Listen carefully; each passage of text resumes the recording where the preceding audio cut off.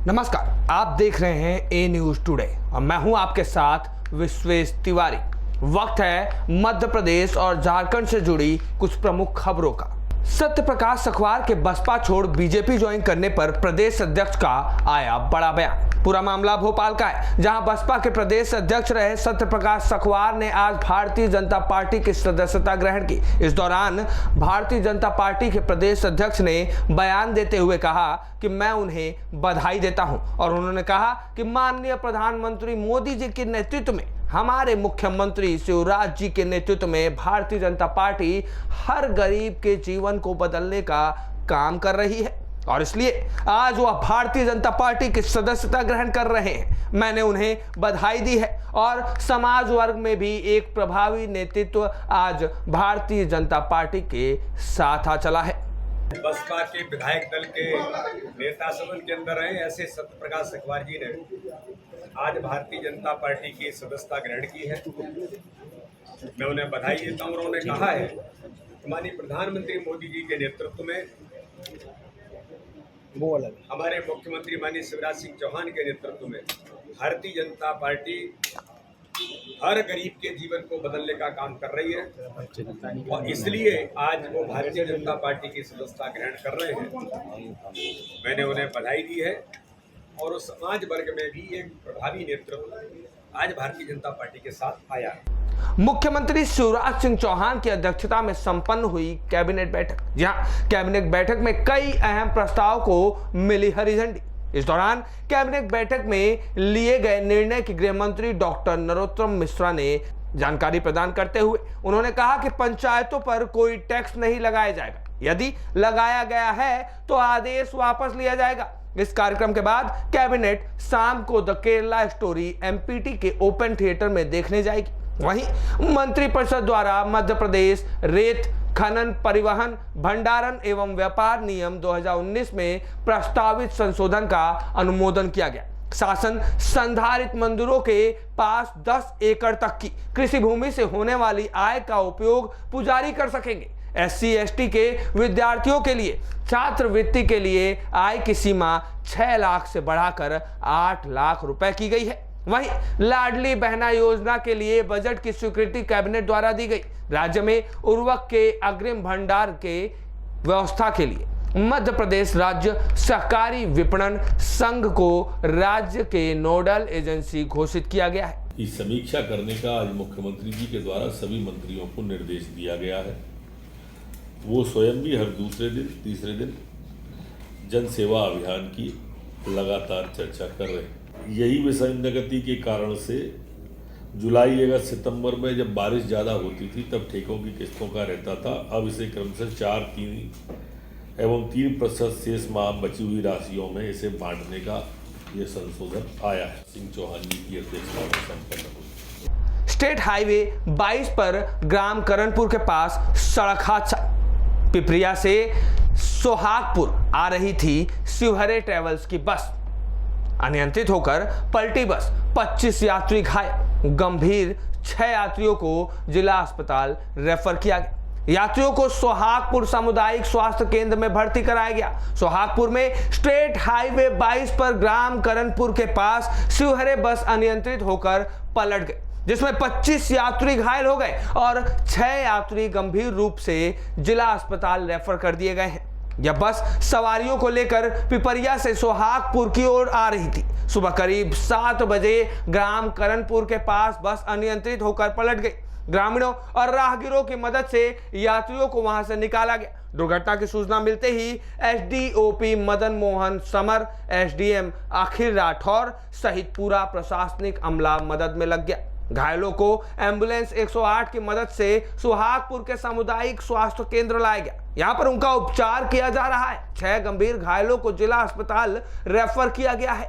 ए news today से दीपेश पटेल की report. पटवारी संघ ने दिया ज्ञापन। सोमवार देर शाम बनखेड़ी पटवारी कर्मचारी संघ ने पिपरिया SDM के खिलाफ अभद्र शैली में बात करने का एक गंभीर आरोप लगाया। आरोप लगाते हुए कलेक्टर के नाम बनखेड़ी तहसीलदार को ज्ञापन भी सौंपा। SDM संतोष तिवारी ने अभद्रता के आरोप को सिरे से खारिज किया है। पटवारी संघ ने कलेक्टर के नाम प्रभारी तहसीलदार नवल कटारे को दिए ज्ञापन में कहा है कि सोमवार शाम 5 बजे आयोजित एक बैठक में एसडीएम पिपरिया ने आरआई गुलाब साहू से अभद्र भाषा का उपयोग कर उन्हें अपमानित किया है, जबकि आरआई नाती की तबीयत खराब होने की सूचना तहसीलदार को देकर पिपरिया उपचार के लिए गए थे।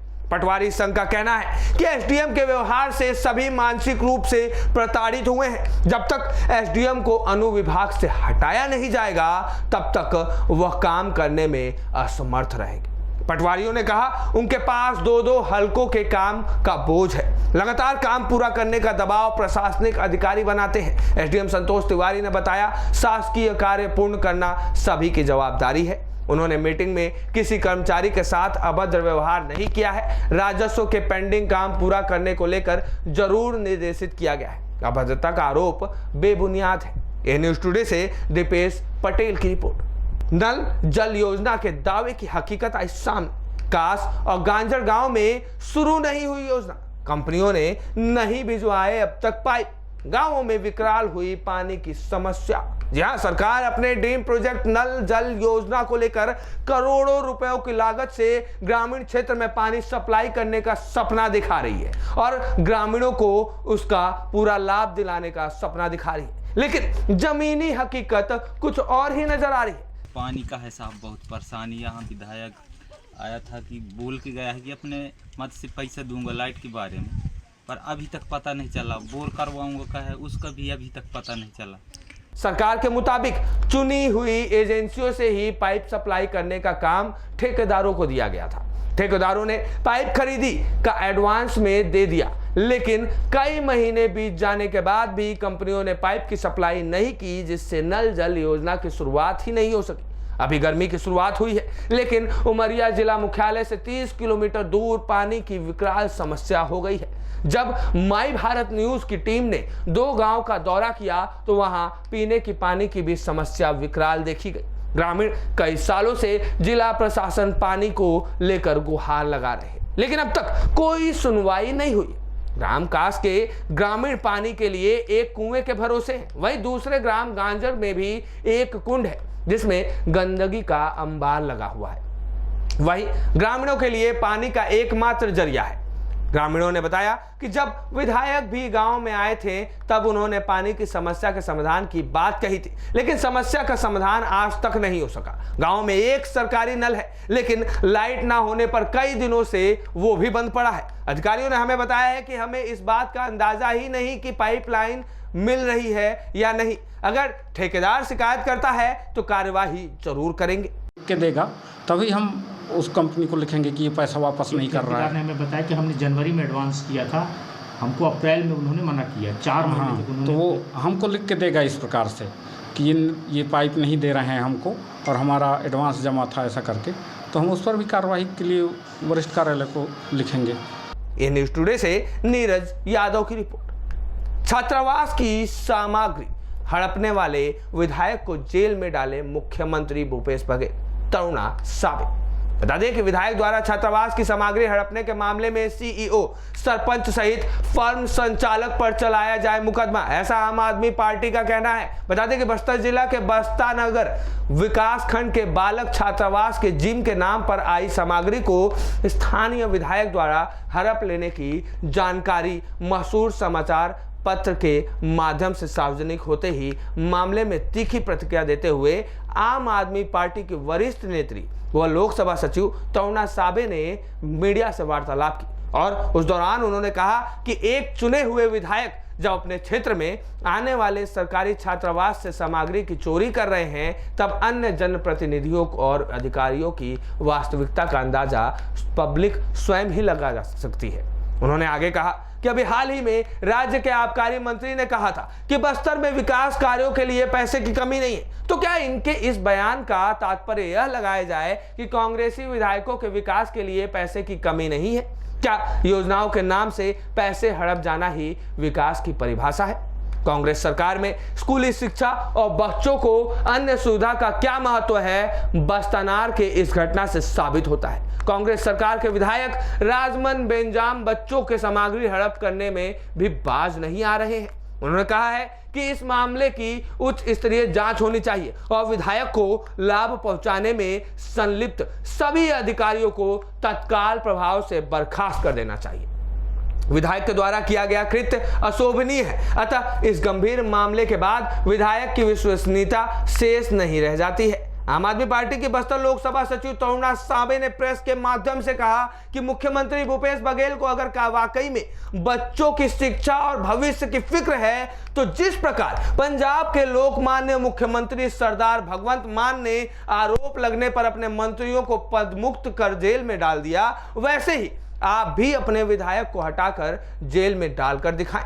मामला है बस्तर जिला के बास्तानार विकासखंड का, जहां पे बास्तानार छात्रावास में जिम के नाम से 5 लाख रुपए की सामग्री आती है और वहां पे ये सुविधा, जिम की जो सुविधा है उसकी सामग्री छात्रावास के बच्चों को ना मिलके वहाँ के विधायक महोदय राजमन बेंजामिन के घर पे भेज दिया जाता है और वहाँ के सीओ के द्वारा छात्रावास की जिम के सामग्री का उपयोग करते हुए बेंजामिन जो विधायक हैं उनके कार्यालय के साथ जिम का फोटो भेजा जाता है।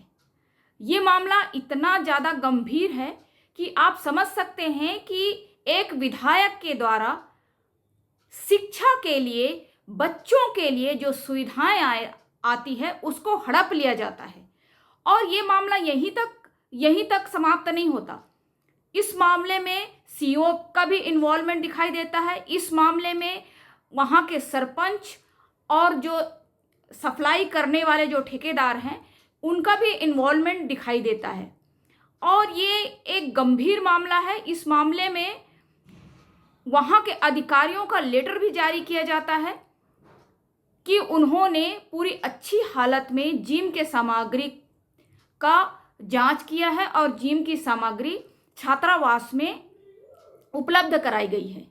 लेकिन छात्रावास में छात्रों को और छात्रावास के जो बच्चे हैं उनको जिम की सुविधाएं मिलने के बजाय राजमन बेंजामिन जी अपने घर पे अपने सुविधा के लिए उन सामानों को हड़प लेते हैं। मैं भूपेश सरकार को इस मामले को संज्ञान लेते हुए कहती हूँ कि क्या जिस प्रकार ये भ्रष्टाचार का मामला सामने आया है और राजमन बेंजामिन जी का नाम इस भ्रष्टाचार में और इस प्रकार के सामग्री को चोरी करने का मामला जो सामने आया है उसमें संज्ञान लेते हुए क्या भूपेश सरकार उनको बर्खास्त करेगी।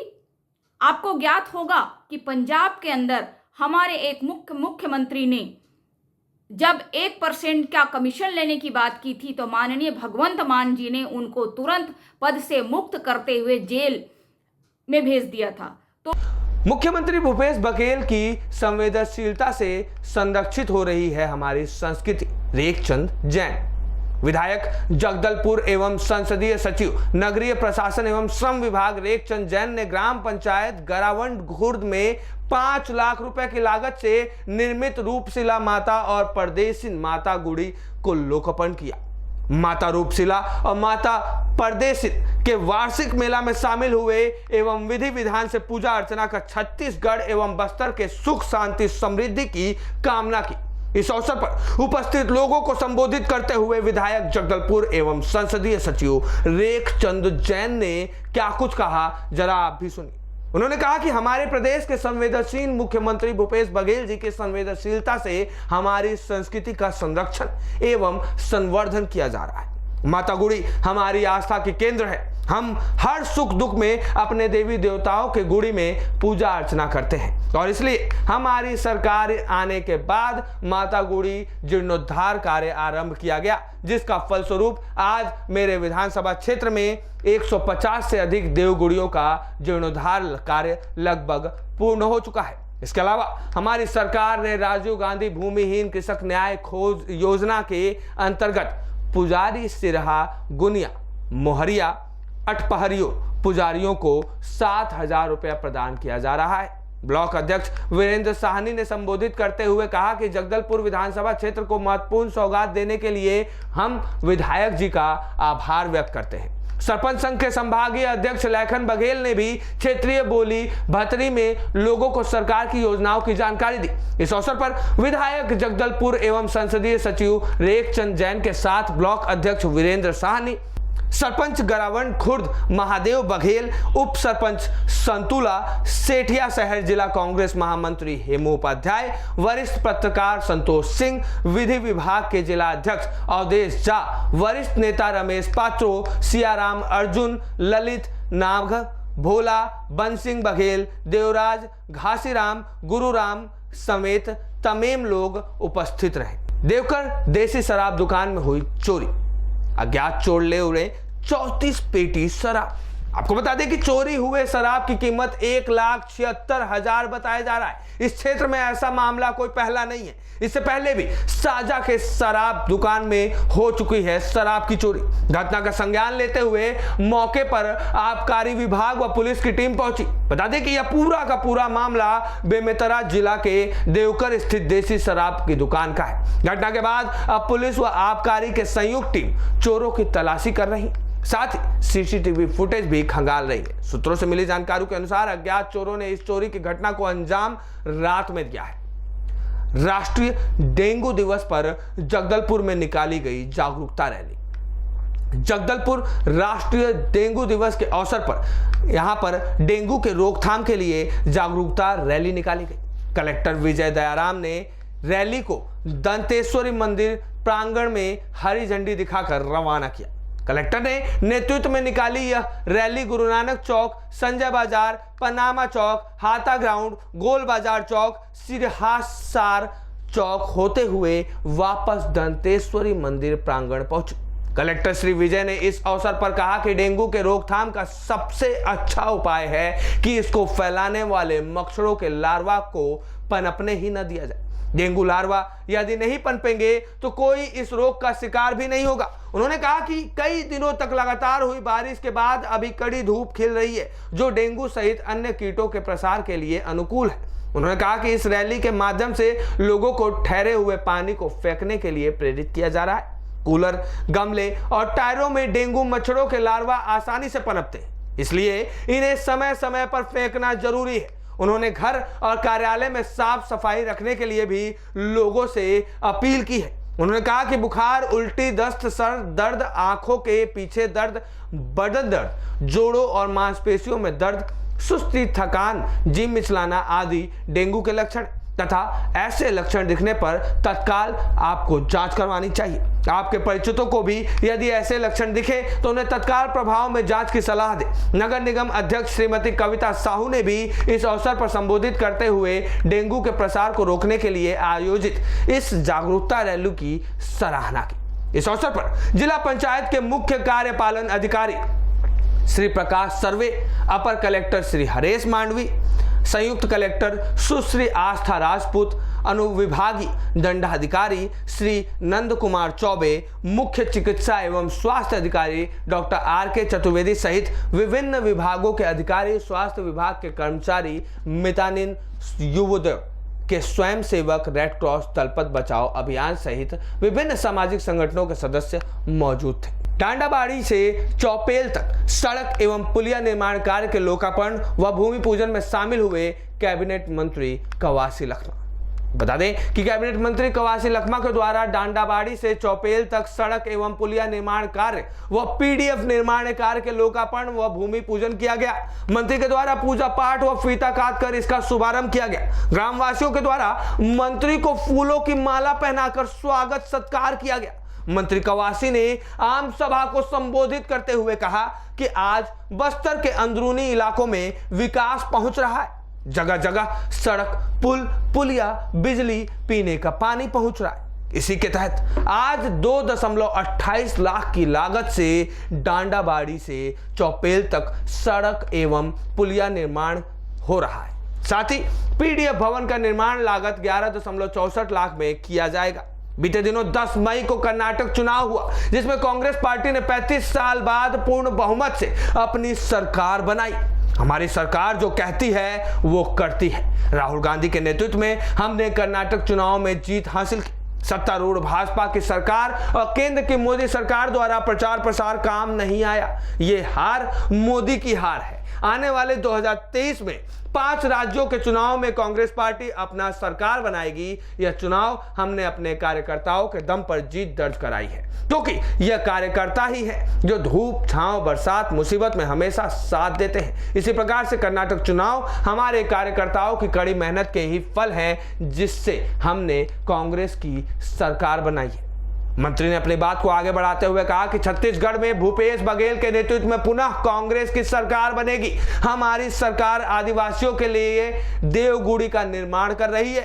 छिंदगढ़ में देवगुड़ी, गुम्मा में भव्य देवगुड़ी मंदिर, रामाराम का सौंदर्यीकरण, सुकमा शिक्षा के क्षेत्र में अपना नाम दर्ज करवा रहा है। 10वीं कक्षा परिणाम लेन में पूरे प्रदेश में प्रथम एवं 12वीं में परिणाम लाने में दूसरे स्थान पर रहा है।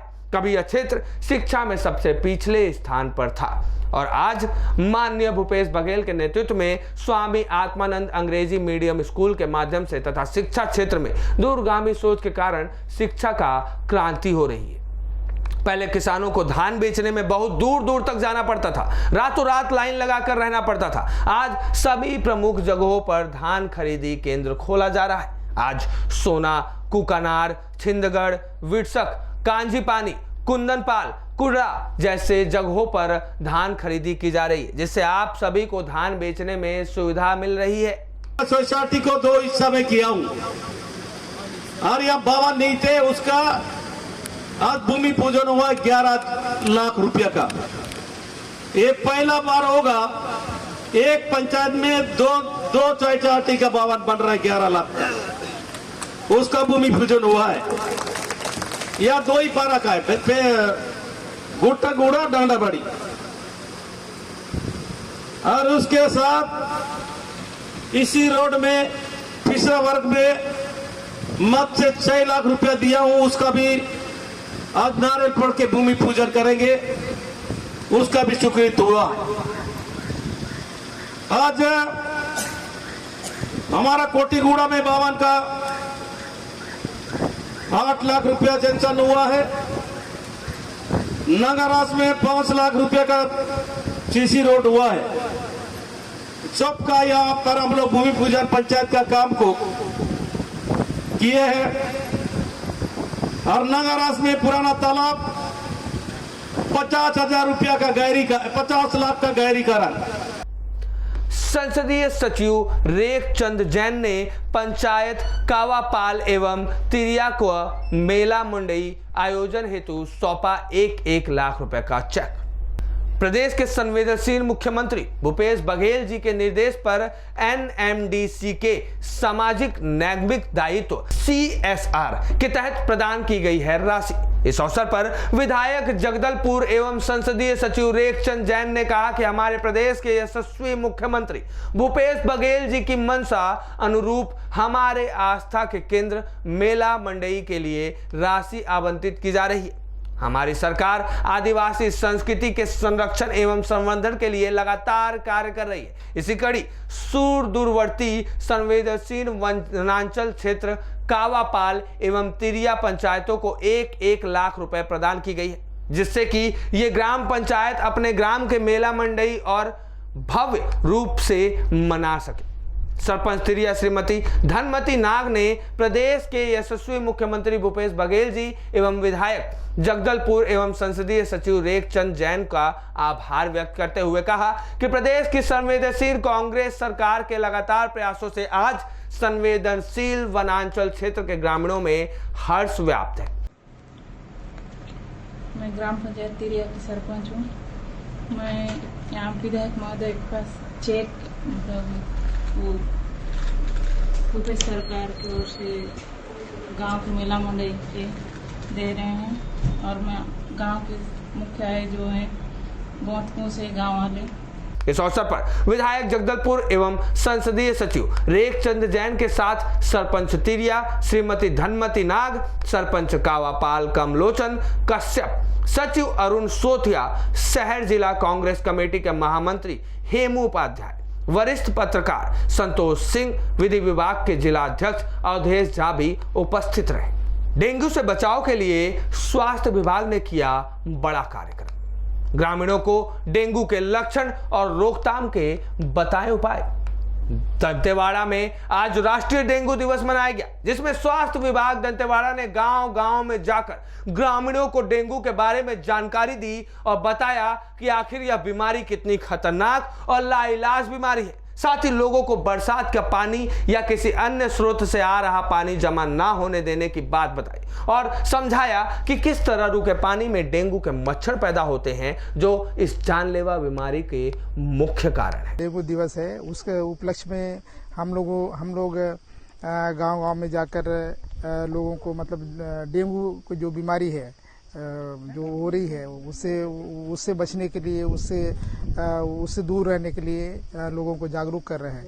क्योंकि मलेरिया के साथ साथ अभी हमारे ज़िले में डेंगू के मरीजों की संख्या भी काफ़ी बढ़ गई है और रोज़मर्रा के जो बुखार के मरीज है उसमें डेंगू के मरीज काफ़ी आ रहे हैं, जिनको जो कि एक एडिस नाम के मच्छर के काटने से होता है। और डेंगू एक वायरस से होने वाली बीमारी है और जिसके लिए स्पेसिफिक ऐसा कोई इलाज नहीं होता है, उसको सिम्टोमेटिक हम लोग को इलाज करना पड़ता है।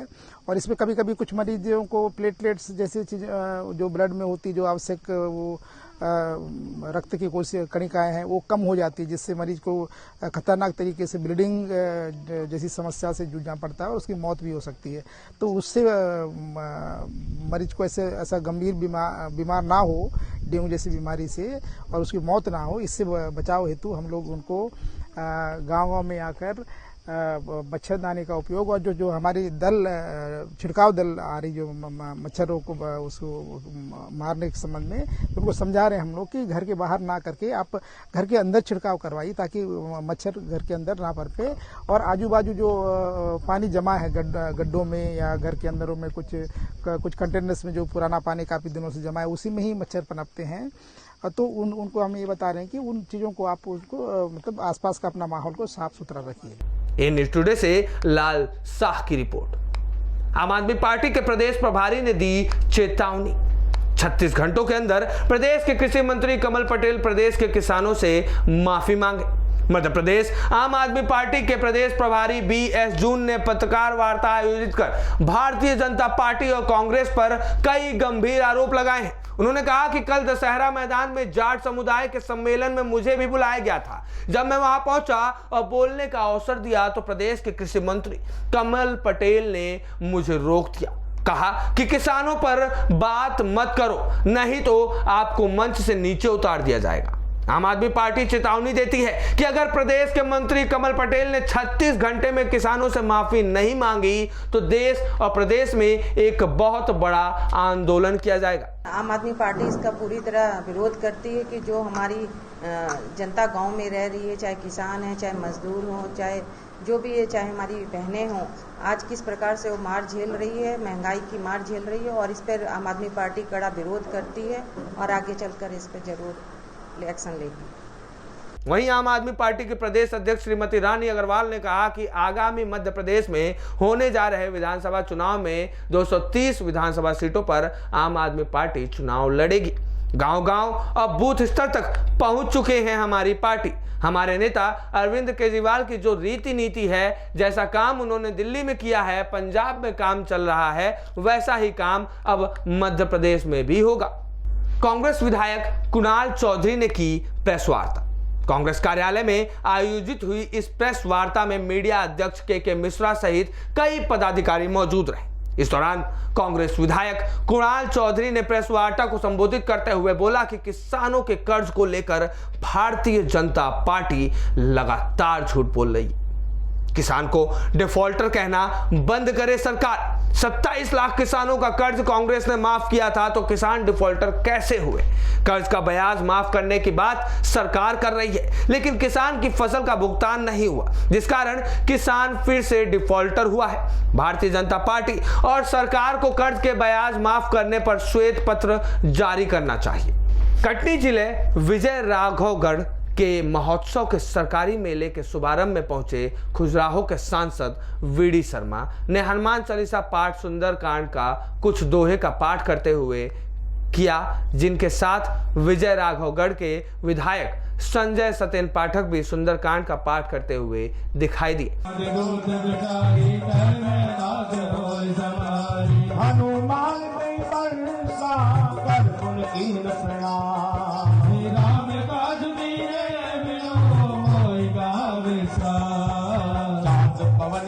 देवन देखा जाने कहूँगल बुद्धि से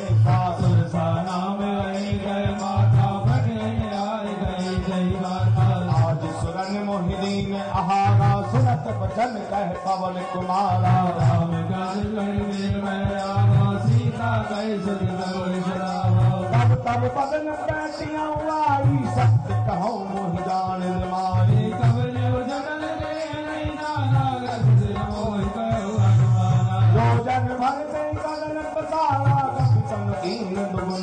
सबको है।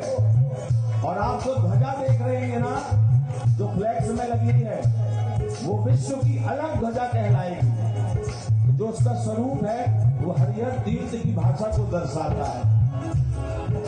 ध्वजा अनोखी इस तीरथ की, ध्वजा अनोखी इस तीरथ की, अलग है पहचान। हरिहर तीर्थ बनेगा अति पावन सकला, हरिहर तीर्थ बनेगा अति पावन सकला, हरिहर तीर्थ बनेगा अति पावन सकला, हरिहर तीर्थ बनेगा अति पावन सकला। निर्मल सत्य के पुष्प। इस भव्य आयोजन में भारतीय जनता पार्टी के प्रदेश अध्यक्ष वीडी शर्मा के कर कमलों से द्वीप प्रज्वलित किया गया। इस दौरान जिले के जनप्रतिनिधियों, क्षेत्रवासियों की बड़ी संख्या में उपस्थिति देखने को मिली। वहीं विजय राघवगढ़ महोत्सव के बारे में चर्चा करते हुए खजुराहो के सांसद वीडी शर्मा ने कहा कि विजय राघवगढ़ की अपनी लोक संस्कृति, परंपरा और लोक संस्कारों, मनोरंजन कार्यक्रमों में सहभागिता का अपना इतिहास रहा है। इसी परंपरा को एक अलग आयाम देने के लिए लगभग 50 एकड़ के एरिया में इस वर्ष से विजय राघवगढ़ महोत्सव मेले का वृहद आयोजन किया जा रहा है। मेले के दौरान देश विदेश में लोकप्रिय कलाकारों के द्वारा विविध प्रकार की सांस्कृतिक प्रस्तुतियां के साथ ही देश की प्रसिद्ध रामलीला का मंचन होगा। मेले में आकर्षक एवं मनोरंजक झूले लगाए जा रहे हैं। मेले के दौरान पूरे एक माह तक नृत्य, संगीत, सांस्कृतिक कार्यक्रम का मंचन, स्थानीय प्रतिभागियों की स्टैंड अप प्रतियोगिता, शॉपिंग, खान पान, मीना बाजार, हथकरघा उत्पादों के स्टॉल, व्यापार और परंपराओं का संगम के साथ लेजर शो का भी आयोजन देखने को मिलेगा, जो मेले में आने वाले लोगों के जीवन में नई उमंग और उत्साह भरने का काम करेगा। यह मेला महोत्सव 15 जून तक आयोजित होगा। इस मेले के शुभारंभ के दौरान विजय राघवगढ़ के विधायक संजय पाठक ने कहा कि महोत्सव समिति की तरफ से क्षेत्र की सांस्कृतिक विधाओं को बढ़ावा देने के लिए विजय राघवगढ़ गोट टैलेंट का भी कार्यक्रम का आयोजन किया जा रहा है, जिसमें गायन, नृत्य, नाटक के आयोजनों में प्रतिभागी एकल एवं सामूहिक श्रेणी में भाग ले सकते हैं। यह सांस्कृतिक आयोजन मेला परिसर में 25 मई से 27 मई के बीच आयोजित किया जाएगा। 3 दिवसीय इस आयोजन के दौरान ऑडिशन, सेमीफाइनल, फाइनल के माध्यम से आने वाले विजेताओं को 5100 रुपए से 25,000 तक के पुरस्कार प्रदान किए जाएंगे। यह आयोजन क्षेत्रीय प्रतिभा के निखार का महत्वपूर्ण मंच साबित होगा। इस कार्यक्रम के माध्यम से क्षेत्र के प्रतिभाशाली कलाकारों की खोज कर और उनको विभिन्न श्रेणियों में वर्गीकृत करते हुए मंच में प्रदर्शन करने एवं आंतरिक कला का प्रदर्शन करने का अवसर प्रदान किया जाएगा। महोत्सव के दौरान अलग अलग दिनांक पर प्रसिद्ध हास्य कलाकार एहसान कुरैशी व उनकी टीम, धार्मिक गीत गायक मनीष अग्रवाल, शहनाज अख्तर, संजू बघेल, तृप्ति साक्या सहित लोक गायक जीतू खरे, बादल एवं अन्य कलाकारों की प्रस्तुति होगी। आज विजय राघवगढ़ महोत्सव का शुभारंभ हरिहर तीर्थ क्षेत्र मेला के शुभारंभ आज यहाँ पर हुआ है। मैं विजयगढ़ क्षेत्र के हमारे लोकप्रिय विधायक पूर्व मंत्री भाई संजय पाठक जी को और इस संपूर्ण क्षेत्र की जनता को, खजुराहो लोकसभा क्षेत्र की जनता को भी सबको बधाई देता हूं, शुभकामनाएं देता हूं कि एक ऐतिहासिक काम विजय राघवगढ़ महोत्सव के द्वारा और तीर्थ क्षेत्र का विकास, जो राम राजा पर्वत पर 108 फुट की भगवान परशुराम जी की अष्टधातु की मूर्ति का भूमि पूजन भी होगा 12 तारीख को, माननीय मुख्यमंत्री जी करेंगे। यहाँ पर कथा का आयोजन होगा और इस तीर्थ क्षेत्र में सभी अलग अलग प्रकार के क्षेत्रों से भी लोगों का यहाँ पर आकर्षण तीर्थ क्षेत्र बने। तो ज्योतिर्लिंग की स्थापना से लेकर 12 ज्योतिर्लिंग, 9 देवियों के स्थान, ऐसे अलग अलग प्रकार से सामाजिक समरसता का भी एक बड़ा केंद्र बनेगा। फॉलोअप बिलखरिया हत्या मामला। राजधानी के बिलखरिया इलाके में शुक्रवार शनिवार की दरमियानी रात संदिग्ध परिस्थितियों में ट्रक में लगी आग से झुलसकर उसके चालक की मौत हो गई थी। चालक ने यह ट्रक खरीद कर भी लिया था। 100 ट्रक से दूर पड़ा मिलने और ट्रक के डीजल टैंक का ढक्कन खुला मिलने से चालक की हत्या की आशंका भी जताई गई थी। पुलिस ने जांच के बाद अज्ञात के खिलाफ हत्या का मामला दर्ज कर लिया। पुलिस ने बताया कि 100 की पहचान ट्रक के नंबर से जानकारी जुटाने पर हुई। पुलिस ने ट्रक नंबर के आधार फोन पर विक्रांत यादव नाम के व्यक्ति से बात भी हुई। उसने पुलिस को बताया कि इस ट्रक को वह 2 साल पहले मंडीदीप निवासी ब्रिजेश साहू को बेच चुके हैं। ब्रिजेश ट्रक के फाइनेंस की किस्त भी भरता है। इसके बाद ब्रिजेश साहू के स्वजन से संपर्क किया गया। उन्होंने 100 के पास मिली चप्पल से मृतक की पहचान की ब्रिजेश के रूप में हुई। उन्होंने पुलिस को बताया कि ब्रिजेश उनके साथ कार से इंदौर गया था। उसका ट्रक करौंदा मंडी में खड़ा था। शुक्रवार रात सभी लोग इंदौर से वापस लौटे थे। ब्रिजेश करौंद मंडी में के पास कार से उतर गया था। उसे तरबूज लेने के लिए बैतूल जाना था। प्रारंभिक जांच में पता चला कि आग खड़े ट्रक में लगाई गई थी। उधर परिजनों ने पुलिस को बताया है कि 3 दिन पहले ब्रिजेश का मंडी में किसी से झगड़ा भी हुआ था। एसपी किरणलता करकेट्टा ने बताया कि अभी हत्या किसने की इसका खुलासा नहीं हुआ। जल्द ही आरोपी को गिरफ्तार कर लिया जाएगा और सजा दी जाएगी। है मामला और इसमें दुर्घटना भी हो सकती है और दोनों चीजें हो सकती है, तो जांच के बाद ही हम कुछ कह पाएंगे। परिवारजनों का क्या कहना है? परिवारजन का कहना ये है कि किसी व्यक्ति से उनका विवाद था, तो जो कि मतलब जो सब्जी बेचने के ऊपर था, तो जिसको ये बेचते हैं कल्लू नाम के व्यक्ति को, उनसे बातचीत हुई है तो उन्होंने इस तरह का विवाद उन्होंने नहीं बताया है। अभी उसको भी मद्देनजर रख करके इसकी भी जांच की जा रही है। दिग्विजय सिंह पर गृह मंत्री नरोत्तम मिश्रा ने साधा निशाना। गृह मंत्री नरोत्तम मिश्रा ने दिग्विजय सिंह पर निशाना साधते हुए कहा कि मुगलिया संस्कृति के पैरोकार बंटाधार आप और आपके चेले कभी सनातन पर सवाल उठाते हैं तो कभी भगवा पर सवाल खड़ा करते हैं। भगवा को आतंकवाद बताते हैं तो कभी हिंदू पर सवाल उठाते हैं। कभी जेएमडी और पकड़े गए आतंकवादियों पर कोई सवाल क्यों नहीं उठाते। इस दौरान उन्होंने पकड़े गए HUT के आतंकी के परिवार के बयान पर भी अपना रुख स्पष्ट किया और कहा कि जाकिर नाइक के भाषण सुनकर सौरभ ने धर्म परिवर्तन करने का निर्णय लिया था। इसका जवाब जाकिर नाइक को शांति दूत कहने वालों को देना चाहिए। राजस्थान में कांग्रेस वर्सेस कांग्रेस पर भी बोले गृह मंत्री। जी हां, उन्होंने कहा कि कर्नाटक के परिणाम आए हैं, वहां नाटक शुरू हो गया है। राजस्थान और छत्तीसगढ़ में हर रोज स्थितियां देखने को मिल रही है। जहां भी इनकी सरकार बनती है वहां इस तरह के नाटक शुरू हो जाते हैं। उन्हें जनता से किसी प्रकार का कोई सरोकार नहीं रहता है। कांग्रेस गुटों में बट जाती है। उम्रदराज नेता हैं, दोनों ही 75 पार कर गए हैं। कार्यकर्ताओं को नाम से पहचान नहीं पाते, इसलिए शायद पहचान पत्र जारी करने की जरूरत पड़ जाती है। ऐसा कांग्रेस के पहचान पत्र अपने कार्यकर्ताओं के लिए पहचान पत्र जारी करने पर कहा। केरला स्टोरी देखने पर जो जिहाद लॉ को हथियार बनाते हैं उसके लिए MP ने कानून बनाया है, पर यह फिल्म 2 पूरी जिहाद पर बनी है जिससे नई चीजें सामने निकल कर आएंगी। कांग्रेस द्वारा बजरंगबली को धन्यवाद देने पर भी बोले गृह मंत्री। बजरंगबली का राजनीतिकरण कांग्रेस कर रही है। गांधी परिवार के दामाद कह रहे थे कि बजरंगबली और हनुमान जी दोनों अलग अलग हैं और आज यह धन्यवाद देने जा रहे हैं। रॉबर्ट वाड्रा क्या राहुल गांधी है?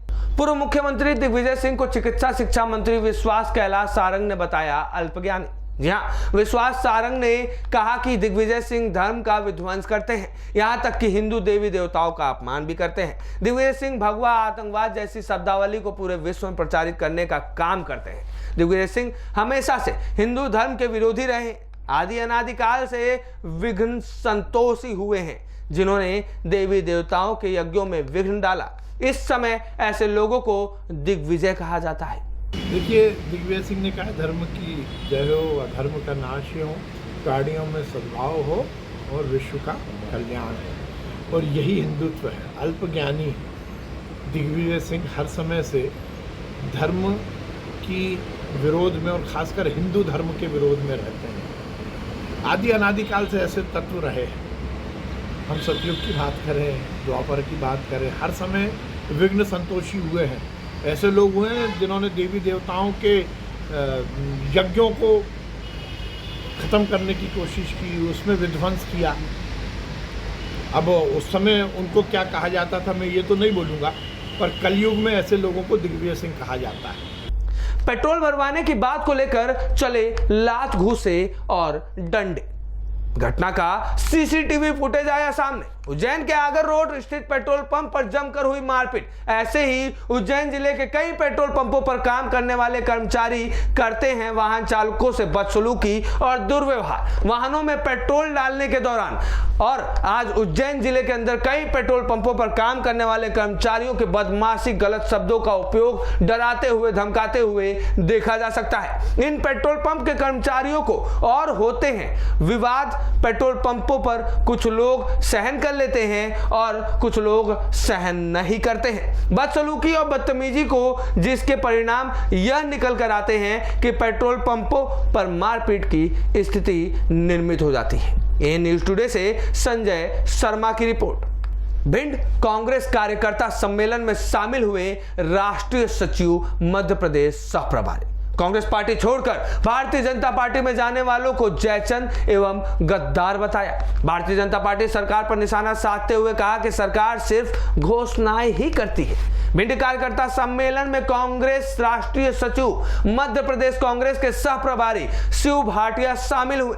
मंडल, सेक्टर, बूथ, ब्लॉक अध्यक्ष एवं समस्त मोर्चा संगठन की बैठक ली। राष्ट्रीय सचिव शिव भाटिया ने भारतीय जनता पार्टी सरकार पर निशाना साधते हुए कहा कि प्रदेश की सरकार सिर्फ और सिर्फ घोषणाएं करती है, विकास कार्य पर बिल्कुल ध्यान नहीं देती। वहीं राष्ट्रीय सचिव ने कहा कि कांग्रेस कर्नाटक में 5 मुद्दों को लेकर चली थी, उन मुद्दों को पूरा करेगी। भारतीय जनता पार्टी की लाडली बहना की नकल पर कांग्रेस की नारी सम्मान योजना के सवाल को लेकर राष्ट्रीय सचिव शिव भाटिया ने मीडिया जवाब दिया और कहा कि भारतीय जनता पार्टी तो यह भी नहीं मानती है कि 1947 में देश आजाद हुआ था। वह तो कहती है कि 2014 में देश आजाद हुआ। वो हमें राष्ट्रवाद सिखा रहे हैं, जिनके कार्यालय पर 52 साल राष्ट्रीय ध्वज नहीं लगा, अब वह तिरंगा यात्रा निकाल रहे हैं। भारतीय जनता पार्टी पर भाटिया ने अंग्रेजों के साथ मिलने का आरोप लगाया। राष्ट्रीय सचिव यही नहीं रुके, उन्होंने भारतीय जनता पार्टी को गद्दार तक कह डाला। भाटिया ने कहा कि जो कांग्रेस छोड़कर गए हैं वह उन्हीं के भेजे हुए थे। अच्छा रहा ऐसे गद्दार कांग्रेस छोड़कर चले गए। राष्ट्रीय सचिव ने कहा कि भारतीय जनता पार्टी के नेता अपने महलों के लिए पैसा इकट्ठा कर रहे हैं, सरकारी जमीनों पर कब्जा कर रहे हैं। राष्ट्रीय सचिव ने कहा कि अडानी मुद्दा क्या था, देश के 12.5 लाख करोड़ रुपए उड़ गए, क्यों एक ही आदमी को पैसा कमाया जा रहा है। भारतीय जनता पार्टी पर आरोप लगाते हुए उन्होंने कहा कि भारतीय जनता पार्टी देश बेचने का काम कर रही है। राष्ट्रीय सचिव ने कहा कि हम ऐसा नहीं करेंगे, कांग्रेस तो देश की सेवा करना चाहती है। उसी नारे का बुलंद करते हुए कि बीजेपी गई, ये 2024 तक नारा रहेगा। ये शुरुआत है इस देश के मूड की, जनता की सोच की। ए न्यूज़ टुडे से आदित्य द्विवेदी की रिपोर्ट। ऐसे ही प्रमुख खबरों के लिए, खास खबरों के लिए जुड़े रहिए ए न्यूज़ टुडे के साथ।